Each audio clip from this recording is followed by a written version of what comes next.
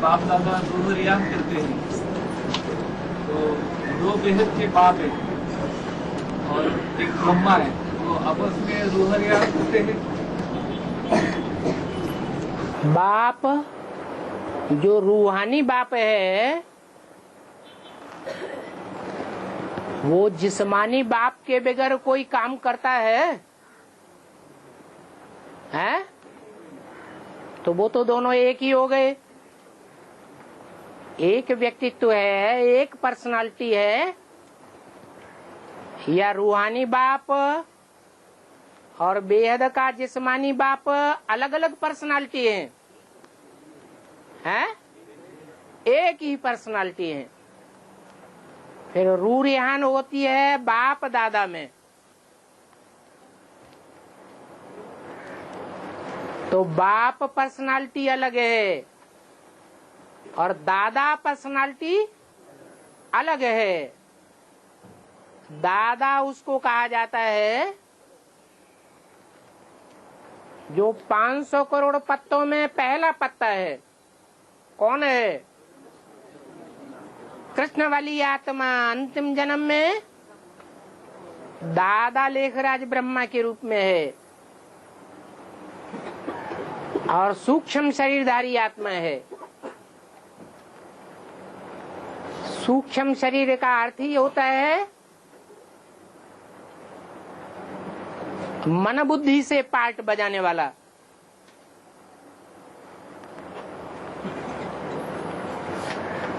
कृष्ण की आत्मा का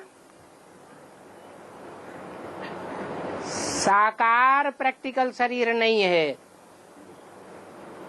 छूट गया।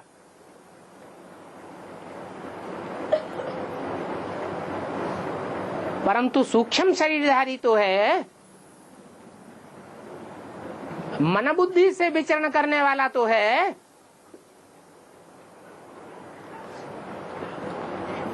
और जो बाप है वो भी प्रैक्टिकल पार्टधारी है,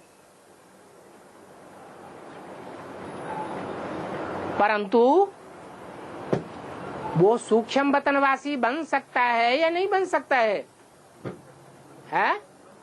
कौन सा बाप? राम वाली आत्मा सूक्ष्म वतनवासी बन सकती है। शिव बाप को सूक्ष्म वतनवासी बनने की दरकार नहीं है, वो तो असोचता है। तो जब बाप दादा कहा जाता है तो राम कृष्ण की आत्माएं आपस में रूह रिहान करती हैं। और सुप्रीम कोर्ट मनन चिंतन मंथन नहीं करती है, फिर इस तरह से जो मनन चिंतन मंथन करके ज्ञान सुनाया जाता है, क्या वो सुप्रीम कोर्ट नहीं सुनाती? मनन चिंतन मंथन जो जन्म मरण के चक्र में आता है वो अपने अनेक जन्मों का मनन चिंतन मंथन करेगा, या जो जन्म मरण के चक्र में ही नहीं आता वो मनन चिंतन मंथन करेगा? है जो जन्म मरण के चक्र में आता है उसे मनन चिंतन मंथन करने की यह दरकार है। जब तक उसे 84 जन्मों का पक्का मंथन न हो जाए, पक्की जानकारी न हो जाए, तब तक वो हीरो पार्टधारी नहीं कहा जा सकता। हीरो पार्टधारी और जो छोटा मोटा पार्टधारी होते हैं उनमें कुछ फर्क होता है या नहीं होता है? या कोई को भी हीरो पार्टधारी का पार्ट दे दिया जाएगा? है? नहीं दिया जा सकता। तो जो हीरो पार्टधारी है मनन चिंतन मंथन तो वो ही करता है, परंतु उस मनन चिंतन मंथन को कोई वेरीफाई करता है या नहीं करता है? है? कौन करता है? ब्रह्मा की सोल करती है या शिव की सोल करती है? तो जो वेरीफाई करती है वो ही सुनाने वाली है, ऐसे नहीं कि हम प्रजापिता से सुनते हैं या ब्रह्मा से सुनते हैं। ऐसे अगर बुद्धि में रखेंगे तो फिर ज्ञानियों की लिस्ट में आएंगे या द्वापर युग से जिनकी माला बनती है भक्तों की, उस भक्त माला में आ जाएंगे। कौन सी माला में आवेंगे? भक्त माला में आ जाएंगे। और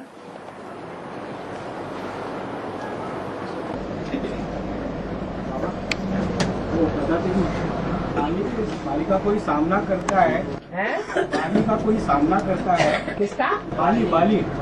हाँ, तो उसकी आधी ताकत वहाँ खत्म हो जाती है। हाँ जी। तो इसका कोई पास में मिसाल है क्या?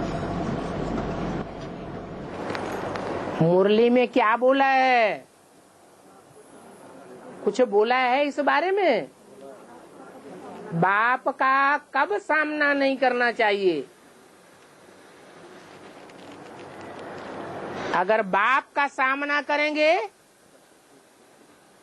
तो सामना करते ही आधी ताकत खत्म हो जाएगी।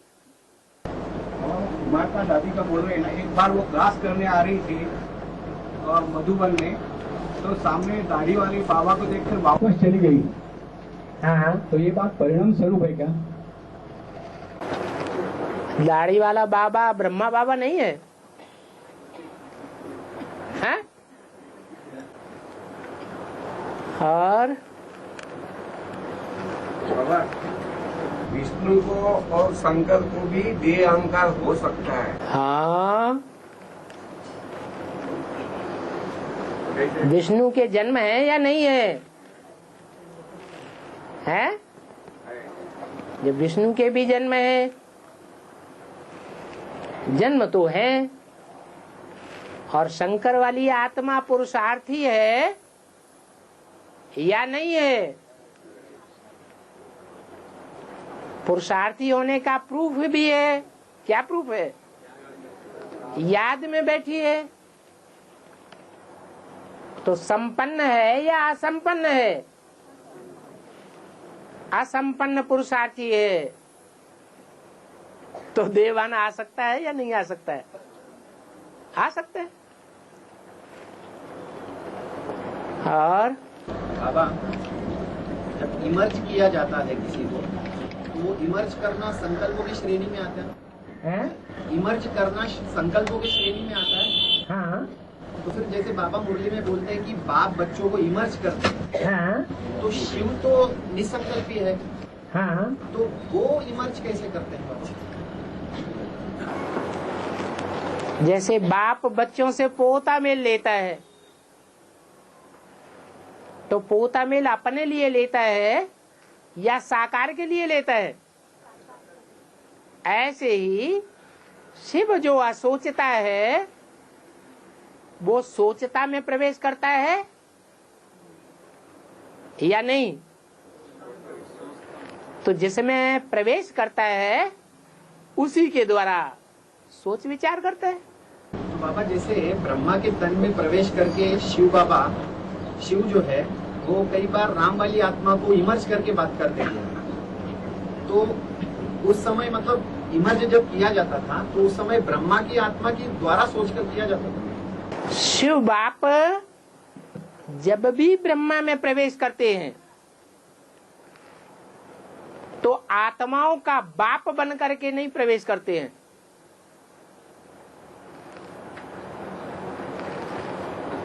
कैसे प्रवेश करते हैं? है? वो मां बन करके प्रवेश करते हैं। मां देहाभिमानी होती है कि आत्माभिमानी होती है।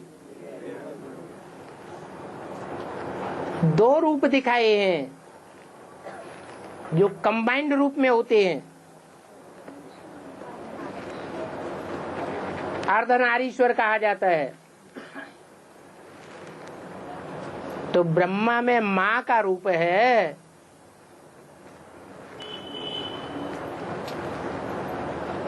जब इमर्ज करता है तो वो भी बाप का एक रूप है। बाप बहुरूपी है कि एक रूपी है? माँ का भी रूप धारण करता है, बाप का भी रूप धारण करता है।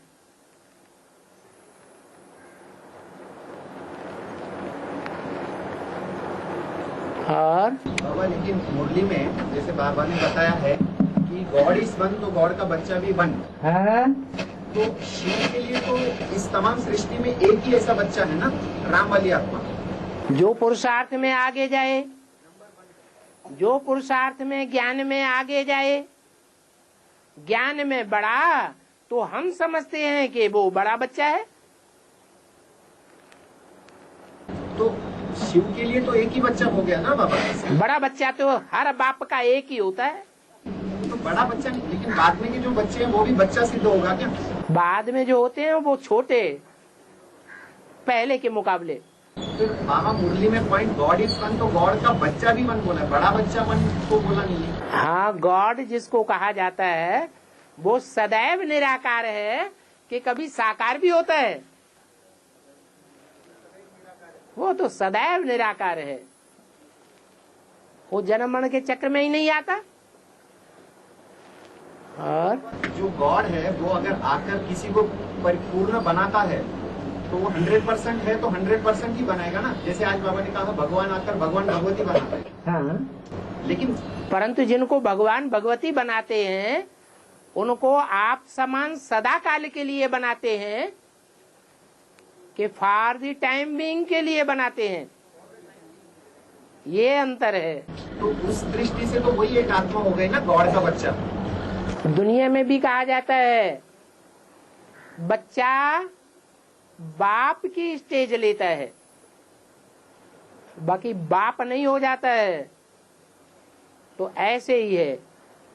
इसीलिए शिव और शंकर को मिलाया गया है, बाकी किसी अन्य शिव शंकर को जिन्होंने मिलाया है वो मिलाने वाले आत्मिक स्थिति वाले हैं या देवान की स्थिति वाले हैं।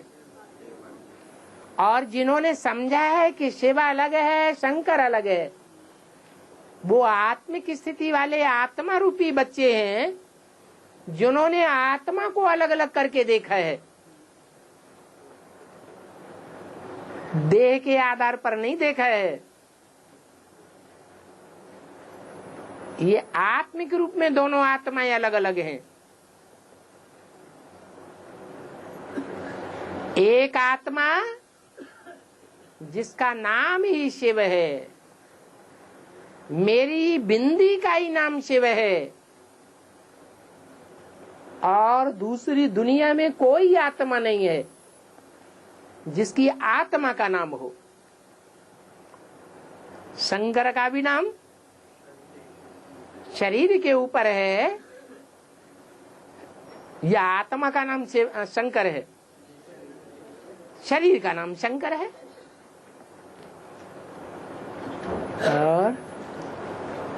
और लक्ष्मी नारायण देवी देवताओं को जो जन्म देते हैं तो वाइब्रेशन से देते हैं। उनके साथ जो 2.25 लाख जोड़ी है वो भी बच्चों को वाइब्रेशन से जन्म देंगे तो आंखों के प्यार से देंगे। 2.25 लाख कौन से जोड़ी लक्ष्मी नारायण के साथ है? 2.25 लाख आत्माएं सतयुग में पहले 4.5 लाख। 4.5 लाख में 2.25 लाख स्त्री चोले, 2.25 लाख पुरुष चोले, दोनों ही मिलकर के 4.5 लाख माँ बाप हैं। हाँ, तो लक्ष्मी नारायण है तो वाइब्रेशन से बच्चों को जन्म देते हैं। वो 4.5 लाख में दोनों में ये प्रैक्टिस है, वाइब्रेशन की स्टेज में टिकने की। देहभान नाम मात्र को भी नहीं है। दोनों ही समान पुरुषार्थी है। फिर उसके बाद जो जनरेशन आएगी वो कुछ न कुछ देहभान वाली होगी या नहीं होगी? है? होगी। तो श्रेष्ठ इंद्रियों में श्रेष्ठ ते श्रेष्ठ आंखें हैं। वो आंखों में कुछ न कुछ देहभान होता जरूर है, जिससे राधा कृष्ण जैसे बच्चे अपनी अगली जनरेशन को जन्म देते हैं। राधा कृष्ण तो 16 कला संपूर्ण, तो जिन बच्चों को जन्म देंगे वो कुछ कमजोर बच्चे होंगे या 16 कला को ही जन्म देंगे? हैं? कुछ न कुछ कमजोर होंगे। अगर जन्म जन्मांतर ये प्रक्रिया न चली होती कि बच्चे से बाप ज्यादा शक्तिशाली होता है, ज्यादा प्योरिटी वाला होता है,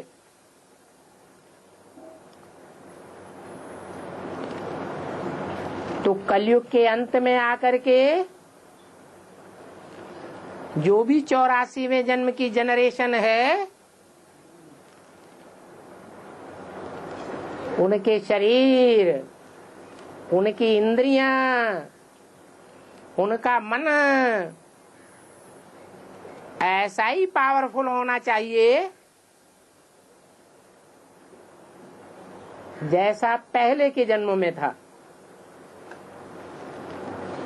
या एवरेज एज कम होती जाती है, कम होती जाती है। इससे साबित होता है कि पहले की जनरेशन पावरफुल और बाद वाली जनरेशन कमजोर होती है।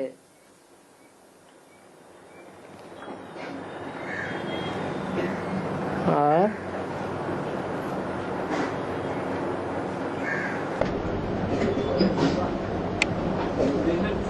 मीरा और नारायण जो भक्त में माला है, नारायण भक्ति मार्ग में जो भक्ति के जो मीरा है भक्ति के टॉप है, और नारायण भी, नारायण नहीं नारद। मीरा और नारद। मीरा कहा जाता है शाहजादी को,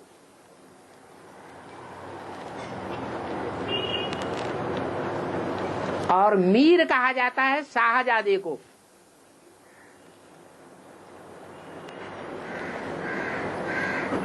ये शाहजादा और शाहजादी का लक़ब शुरू कब से हुआ है? द्वापर से शुरू हुआ। अरे शब्द का अर्थ होता है ना, तो अर्थ के आधार पर देखा जाए तो ये शाहजादी शाहजादा कब से शुरू हुआ है? संगम पर है?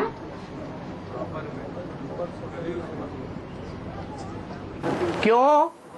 जो संगम युग के लक्ष्मी नारायण हैं, उनके जो बच्चे होंगे जब तक गद्दी पर नहीं बैठे तब तक शाहजादा शाहजादी नहीं हुए हैं? हुए। उनका कब संगम में फाउंडेशन पड़ा होगा है? ब्रह्मा और सरस्वती। सरस्वती बेटी को कहा जाता है या पत्नी को कहा जाता है? बेटी थी, लेकिन पार्ट जो बजाया है साथ साथ, उससे क्या साबित होता है? जो मुरली में पूछते हैं ब्रह्मा किसका बच्चा? अरे ब्रह्मा किसी का बच्चा है, रचना है या रचयिता है? रचना है। तो ब्रह्मा का जो बाप है जगदम्बा का भी वो ही बाप है। जनरेशन फर्क पड़ जाता है। तो जो फर्क है वो ही शाहजादा, शाहजादी, मीर और मीरा का नाम है। जो ब्रह्मा रचयिता बाप से जन्म लेता है वो ज्ञानी तो आत्मा है या भक्त आत्मा है?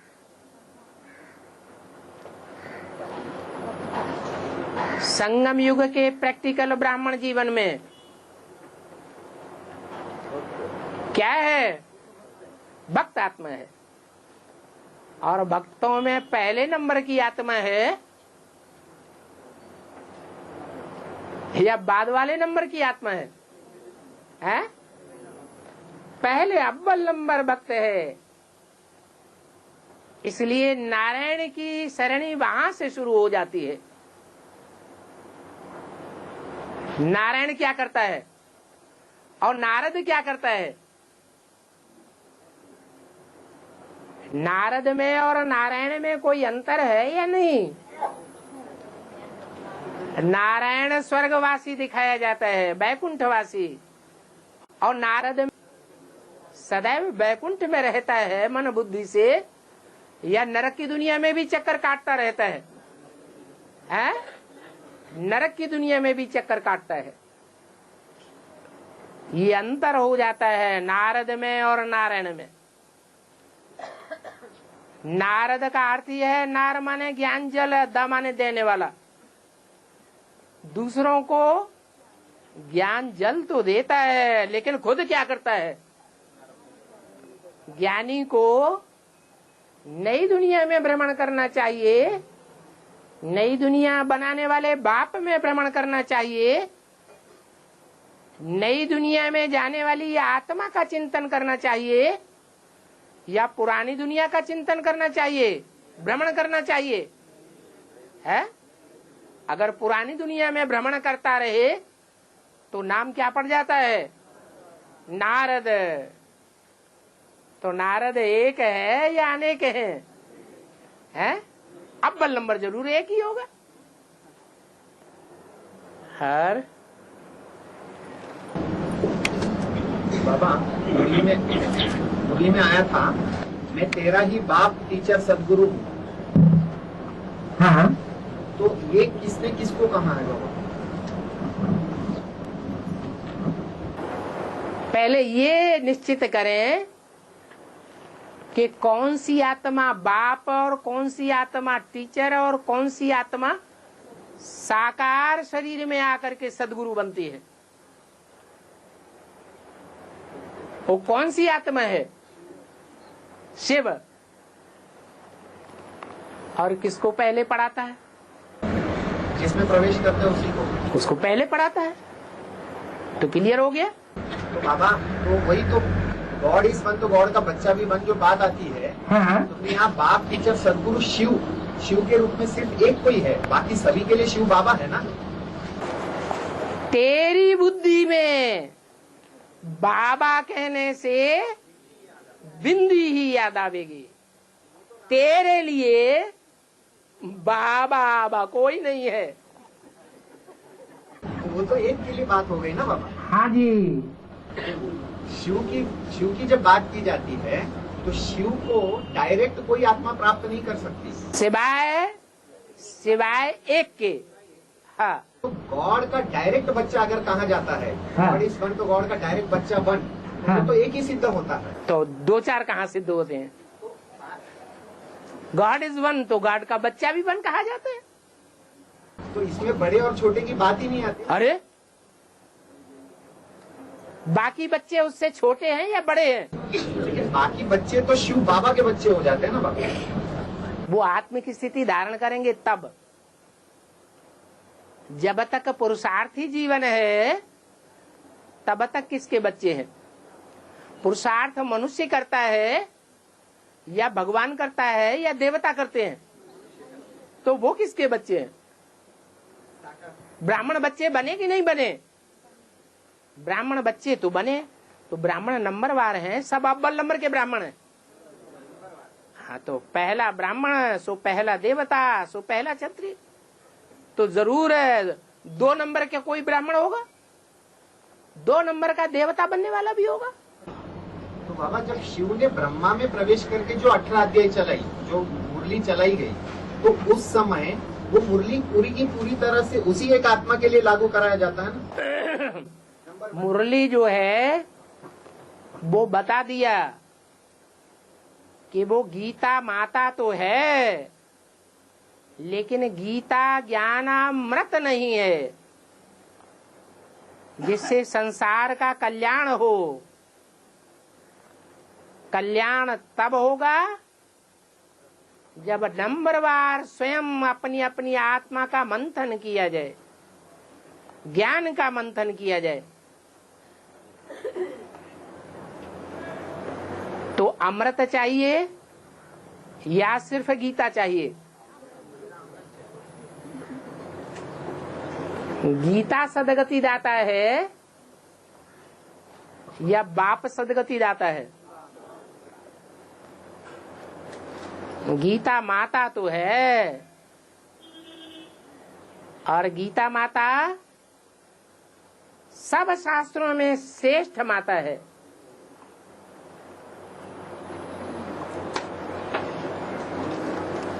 चाहे बाइबल हो, चाहे कुरान हो, चाहे गीता हो, चाहे धम्मपद हो, जो भी शासन करने वाली माताएं हैं घर गृहस्थ में, घर गृहस्थ का शासन कौन करती है? माता करती है। तो जो भी माताएं हैं उन माताओं के बीच में सबसे श्रेष्ठ माता गीता तो है, लेकिन गीतापति भगवान नहीं है। और बाबा, गीता में 2 दृष्टांत आता है।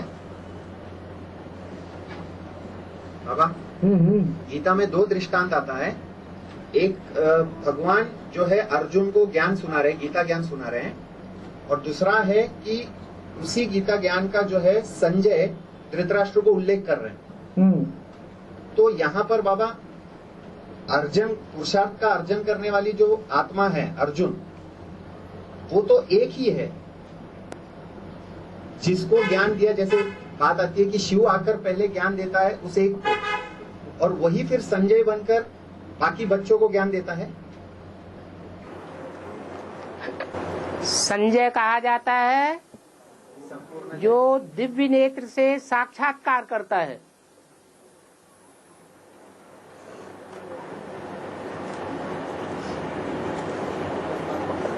साक्षात्कार करना वो भी दिव्य नेत्र से।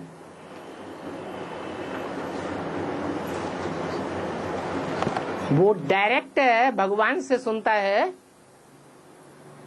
या दिव्य नेत्र के द्वारा सुनता है, देखता है? तो अंतर हुआ या नहीं हुआ? तो फिर बाबा, हम जब पढ़ते हैं, हम गीता ज्ञान, हम कहते हैं कि हम डायरेक्ट पढ़ते हैं, तो हम तो शिव बाबा से पढ़ते हैं ना। ठीक है। तो हमारे लिए तो रथ में रथी अर्जुन और उस रथ को संभालने वाला सारथी शिव, ये तीनों हमारे लिए एक ही है, एक ही स्वरूप में, एक ही पर्सनालिटी है, वही हमारे लिए शिव बाबा है। हाँ। तो हम फिर कौन से हो गए? हम बच्चे कहाँ हो गए? क्योंकि बाबा बोलते हैं मैं आकर तुम अर्जुन रूपी आत्माओं को पढ़ाता हूँ। हाँ। लेकिन अर्जुन तो एक ही होगा जिस रथ का आधार शिव लेता है, क्योंकि शिव तो है एक व्यापी, सर्वव्यापी तो नहीं है। रथ में आकर पढ़ाता हूँ। हाँ।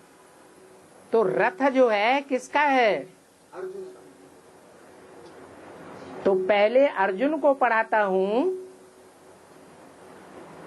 यह सभी आत्माओं को साथ साथ पढ़ाता हूँ। तो अर्जुन अलग है तो शरीर का नाम,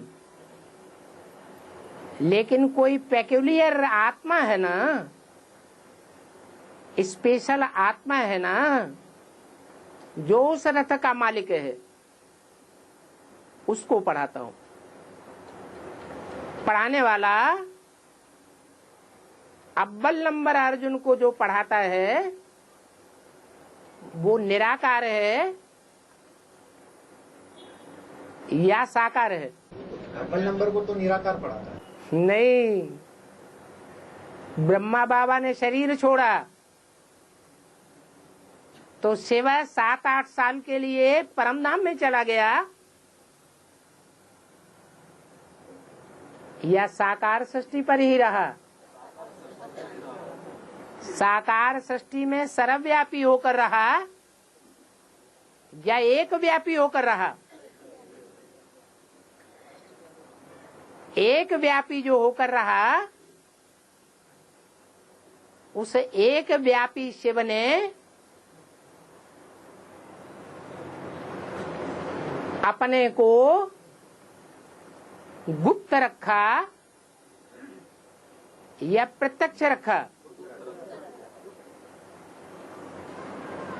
जैसे गर्भ में आत्मा आती है तो गुप्त होती है या प्रत्यक्षता रूपी जन्म ले लेती है?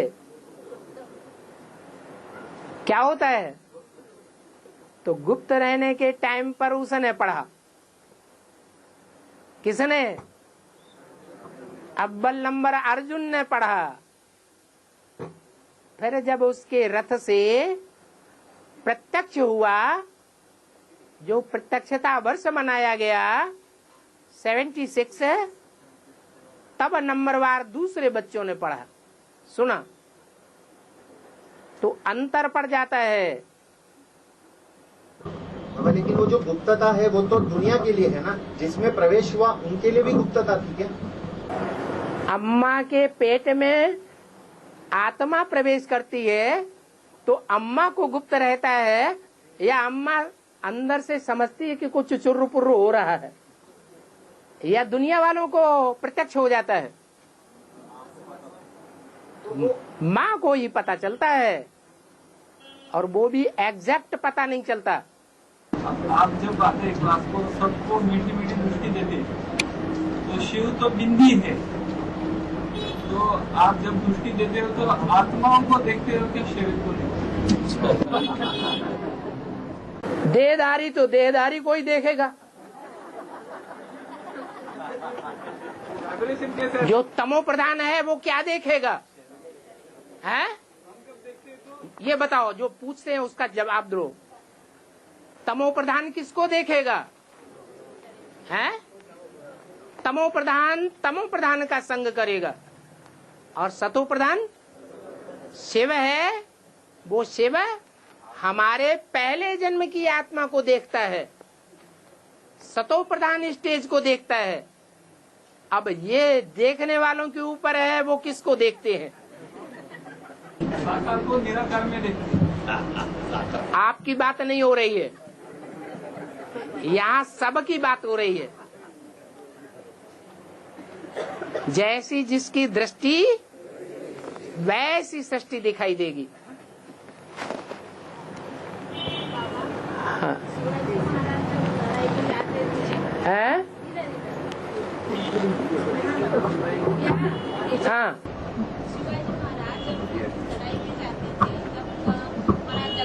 जगदम्बा करके या भवानी माता को याद करके वो जाते थे, इसका बेहद में अर्थ क्या है? शिवाजी महाराज जो है आत्मा, वो तमो प्रधान युग की आत्मा है या सतो प्रधान युग की आत्मा है? तमो प्रधान कलयुग की आत्मा है, और तमो प्रधान कलयुग की आत्मा शिवाजी अपने सीढ़ी के चित्र में कैसी भक्ति करेगी? तमो प्रधान भक्ति करेगी या सात्विक भक्ति करेगी? तो सीढ़ी के चित्र में भारत की जीवन कहानी दिखाई गई है। भारत सतयुग में सतो प्रधान, त्रेता में सतो सामान्य, द्वापर में रजो प्रधान, कलयुग में तमो प्रधान हो जाता है। सीढ़ी के चित्र में ध्यान से देखो, बाबा ने तो सब कुछ बताई दिया। सीढ़ी के तमो प्रधान युग में किसकी पूजा होने लगती है?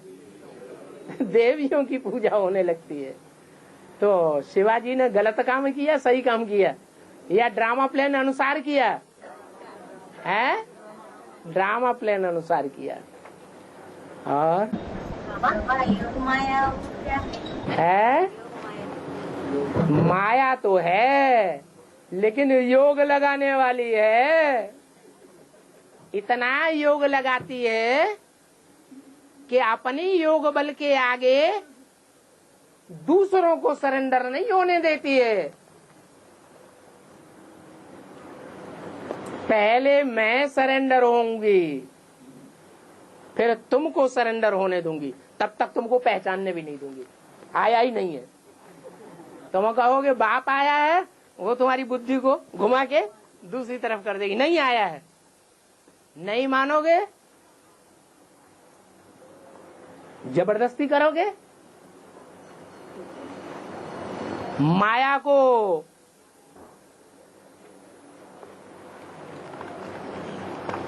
जब ऐसा देखने में आएगा कि मैं तो हिल गई, माया हिल जाती है कि नहीं है? माया भी हिल जाती है। तो फिर वो क्या करती है? हाँ, वो जानती है कि दुनिया में सबसे जास्ती पावरफुल, मेरे से भी जास्ती पावरफुल भगवान की रचना है। उसका नाम है प्रकृति। कृति माने रचना, प्रकृति माने प्रकृष्ट रचना। भगवान जब परम धाम से आता है ना, रचयिता बनकर आता है ना, आता है, रचयिता बन के साकार में आता है या निराकार रहता है? रचयिता तो साकार होता है। तो पहली पहली रचना कौन होती है?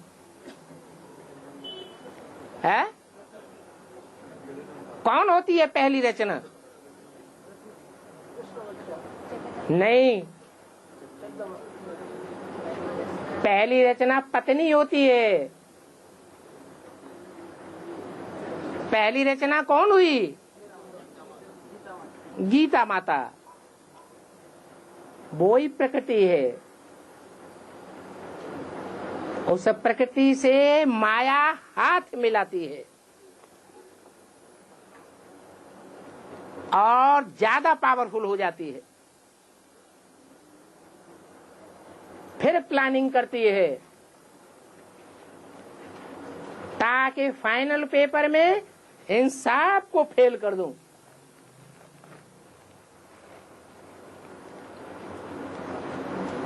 और मैं पहले सरेंडर हो जाऊं, मैं पहले बाप की बनूंगी।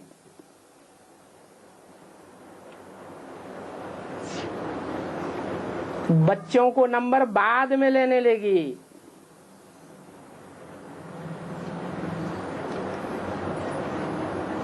तो माया ज्यादा पावरफुल हुई या प्रकृति ज्यादा पावरफुल हुई?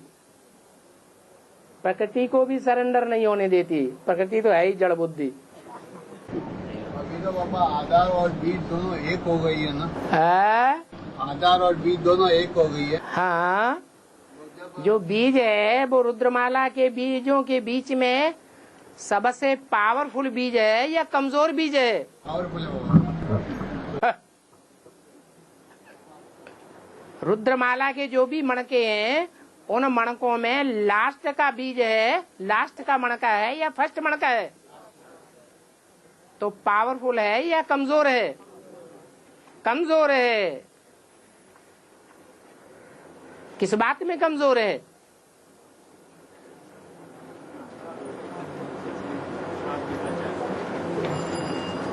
किस बात में कमजोर है? बुद्धि में कमजोर है या 5 तत्वों वाली कर्मेंद्रियों में कमजोर है? बुद्धि से कमजोर है। माया बुद्धि में जास्ती पावरफुल है। कोई बहुत बड़ा पहलवान हो और दूसरा पहलवान तो नहीं है, बहुत कमजोर है, लेकिन बुद्धि का तीखा है, तो कौन जीत जाता है? बुद्धि वाला जीत जाता है। ऐसे ही है, माया पहलवान नहीं है 5 तत्वों के हिसाब से, प्रकृति पहलवान है। इसलिए रावण के 10 सिरों में जो 5 सिर है, पृथ्वी जलवायु अग्नि आकाश, ये प्रकृति के रूप हैं, और काम क्रोध लोभ मोह अहंकार माया के रूप हैं।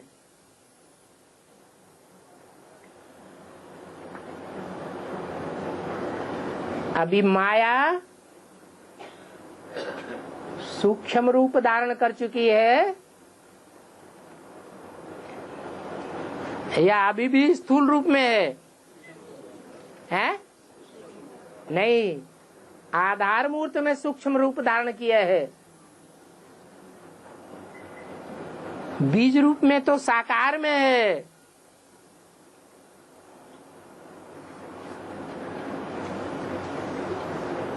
जो बीज रूप है वो भी मनन चिंतन मंथनशील बनता है या नहीं बनता है?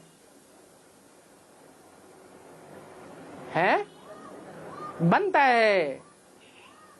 बीज ज्यादा पावरफुल होता है या जड़ रूपी आधार ज्यादा पावरफुल होता है?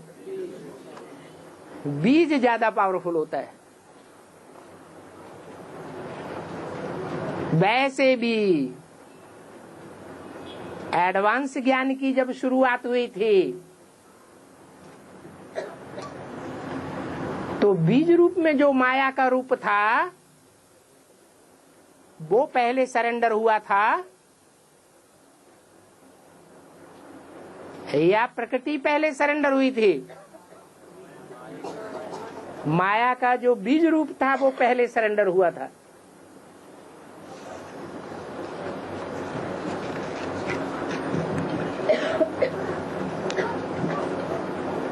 इसलिए पावरफुल है।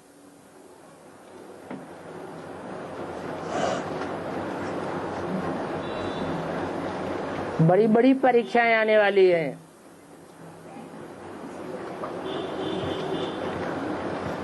और है बाबा को प्यार का भूखा कहा जाता है? प्यार का भूखा कहा जाता है बाबा को। बाबा को भगवान प्यार का भूखा है। सच्चा प्यार कोई देता नहीं है। सच्चा प्यार कोई देता नहीं है। हाँ, लेकिन भगवान तो जानता है।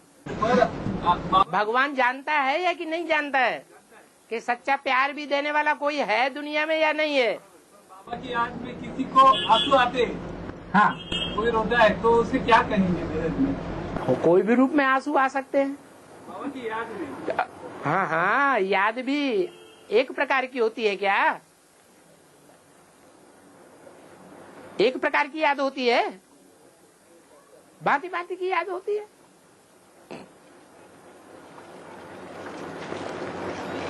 और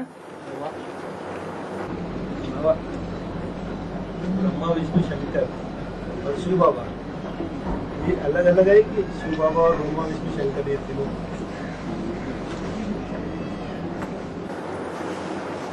तुम बच्चों को त्रिमूर्ति का एक्यूरेट चित्र निकालना चाहिए। तो कौन सा एक्यूरेट है और कौन सा इनएक्यूरेट है? जरूर इनएक्यूरेट है तो निकालना चाहिए।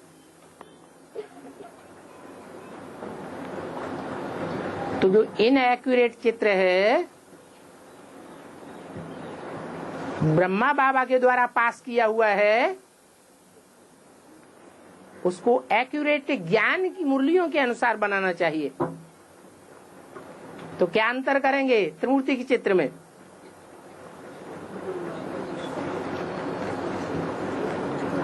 अरे चित्र में त्रिमूर्ति के चित्र में कुछ रद्दो बदल करेंगे या नहीं करेंगे,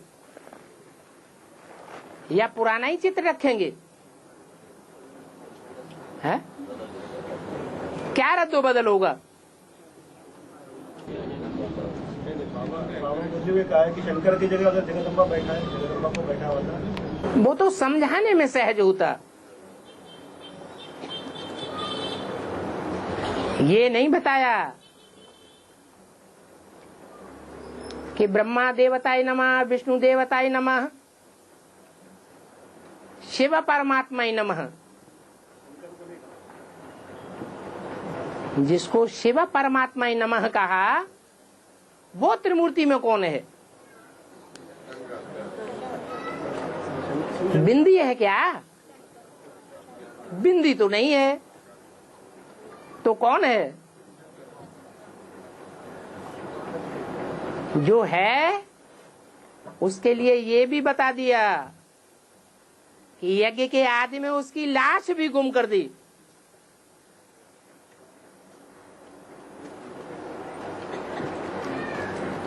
क्योंकि उस समय ज्ञान नहीं था। ज्ञान न होने की वजह से आत्मा अमर नहीं बन सकती।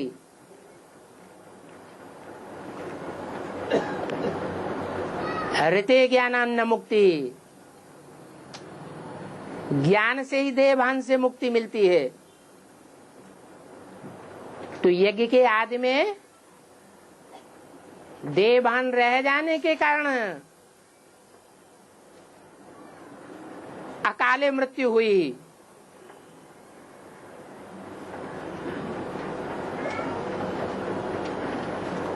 वरना लाश को गुम करने का कोई मतलब ही नहीं। अभी ऐसा नहीं हो सकता।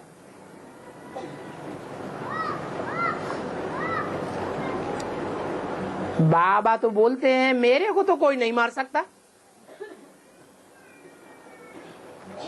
किसको नहीं मार सकता?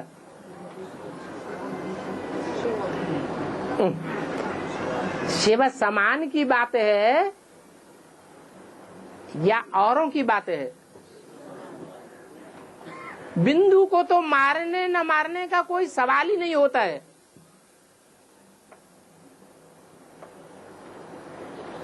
मृत्यु देहधारी की होती है, शरीरधारी की होती है, या कि निराकार है, सदा शिव है, उसकी मृत्यु होती है। देहधारी की मृत्यु होती है। जिसको देह है ही नहीं उसकी मृत्यु का क्या सवाल? तो जो अकाल मूर्त गाया जाता है, कालों का काल है, महाकाल है, रुद्र कहा जाता है, महारुद्र कहा जाता है। वो रुद्र नाम शिव का है? मेरा तो एक ही नाम है शिव। वो आत्मा का नाम है, वो कभी बदलता ही नहीं। तो रुद्र किसका नाम है? जरूर कोई साकार में रौद्र रूप धारण करने वाला है जिसका नाम रुद्र है?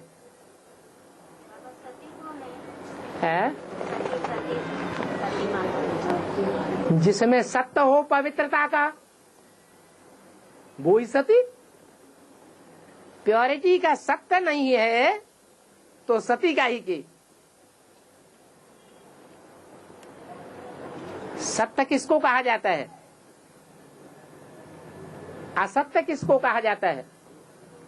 असत्य माने झूठा और सत्य माना सच्चा। कहते हैं ना, ये दूध झूठा कर दिया, हम नहीं पीते।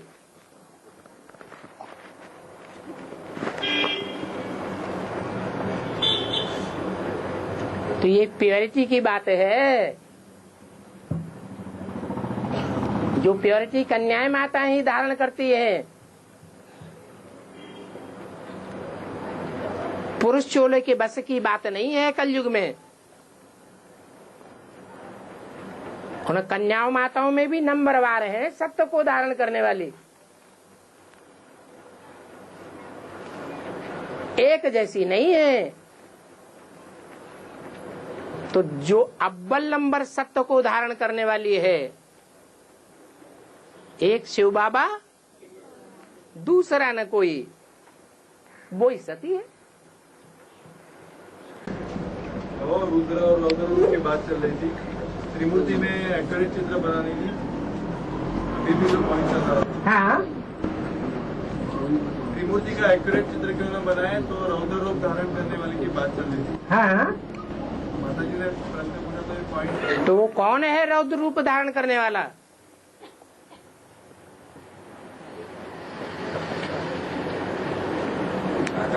एक्यूरेट चित्र निकालना चाहिए। चित्र बिंद्री को नहीं कहा जाता है।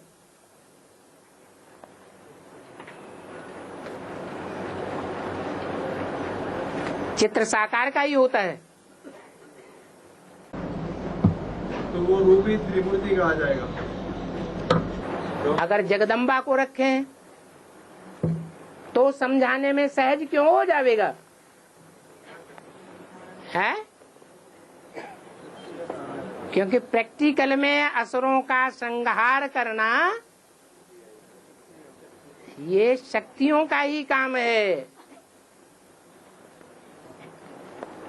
शंकर प्रैक्टिकल में हाथ पांव चला करके संहार नहीं करता है कि धनुष बाण चलाता है, तीर तलवार चलाता है, या कोई त्रिशूल है जिसे चलाता है। ऐसा तो कुछ भी नहीं है। ये मनसा से समझने की बात है। कितनी इंद्रियां हैं? 11 इंद्रियां हैं। 11 इंद्रियों में राजा कौन है? तो जो मन के संकल्पों से, वाइब्रेशन से ही सारा काम कर सकता है, उसको सारी दुनिया नहीं पहचान सकती। जो वाइब्रेशन की पावर वाले हैं वो ही पहचानेंगे। जिनके पास वाइब्रेशन की पावर ही नहीं होगी, वो एकाग्रता की शक्ति ही नहीं होगी, वो तो उस मनुष्य सृष्टि के बाप को पूरा पहचान भी नहीं सकेंगे जिसके मुकर्रर रथ में बाप प्रवेश करता है। जब पहचान ही नहीं सकेंगे तो चित्र कहां से बुद्धि में आ जाएगा। और पहचानने वालों में भी नंबरवार होंगे कि एक जैसे होंगे? पहचानने वालों में भी नंबरवार होंगे। जो जो पहचानते जाएंगे वो बाप को प्रत्यक्ष करते जाएंगे। हाँ बाबा, जैसे कहते हैं कि बच्चे सेवा बहुत करते हैं, सेंटर संभालते हैं या नया सेंटर बना के देते हैं, फिर भी मुझे जानते नहीं। तो सेंटर बना के दिया या सेंटर संभाला तो कुछ न कुछ तो जानते हो। सेंटर बना के देना ये पहचानने की बात है।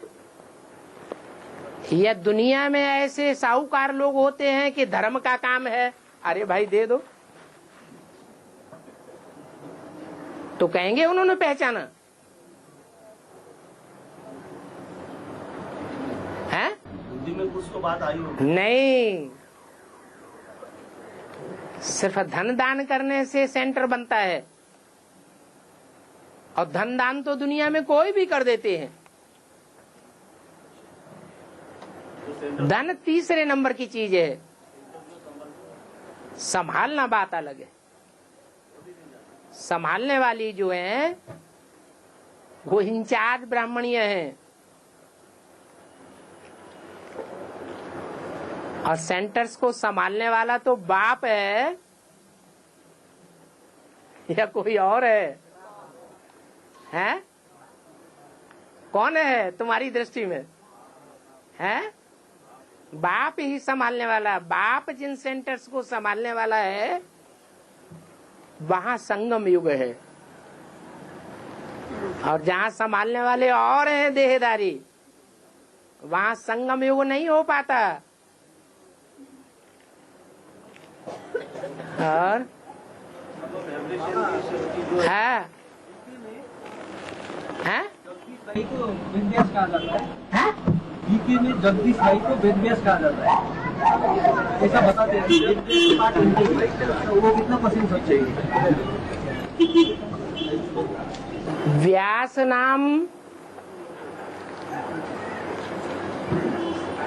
नाम भी है, और नाम के बाद लक़ब भी है, जिसे व्यास गद्दी कहा जाता है। जैसे सतयुग में नारायण की गद्दी चली, तो जरूर संगम युग में कोई नर से नारायण हुआ डायरेक्ट। उसके बाद सतयुग में 8 गद्दियां चली, वो सब नारायण हैं। ऐसे ही कोई अव्वल नंबर हुआ है व्यास, जिसने शुरुआत की शास्त्र लिखने की। फिर उसके चेले होते गए, एक के बाद एक गद्दी पर बैठते गए। वो व्यास की उपाधि धारण करते गए। आज भी जो शास्त्र पढ़ करके सुनाते हैं वो व्यास गद्दी पर ही बैठते हैं।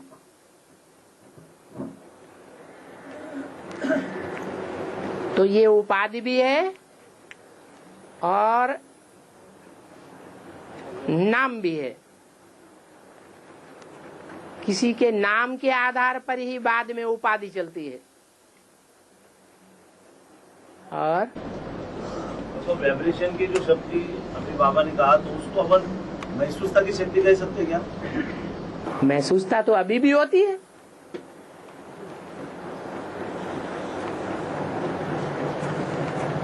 महसूसता किसको नहीं होती है? जानवरों को भी महसूसता होती है, मनुष्यों को भी महसूसता होती है, लेकिन अलग अलग प्रकार की महसूसता है।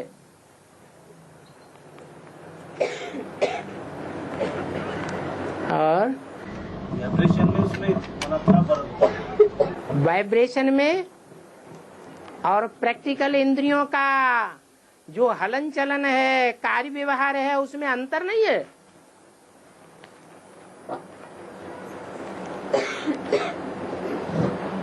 अगर अंतर का पता नहीं चल रहा है तो हम ये सोचें कि 70-72 साल हो गए इस ईश्वरीय ज्ञान को,